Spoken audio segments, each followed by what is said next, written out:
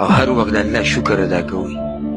روغ بدن دومره رزق چې ګزاره پې کېږي، د حیا او د عزت ژوند، دینداري، دا نعمتونه دي، داسې نعمتونه دي چې د دې موږ شکر چېرته پوره نشو ادا کولی.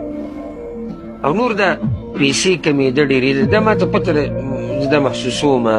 دلته زموږ دا مسافرونه چې دي په دوی حالات دې ورځو کې سخت دي، د اکثرو کارونه نشتي. یعنې داسې کسان به کې ما ولیدو، قصې مې واورېد چې دماغي حالات یې ګډوډ شو. یو څو به کې مخکې ورځو کې دوه درې قصې راغلي وي چې ځان یې پانسي کړی دی. په ملک کې هم حالات ګډوډ دي، غربت عام دی. ما ته د هر څه پته شتي، خو د دې هر څه سره دا مقابله ما ورته په دې نشو کولی چې موږ به د دې په باره کې سم سوچونه شروع کړو، ځان به لیونی کړو.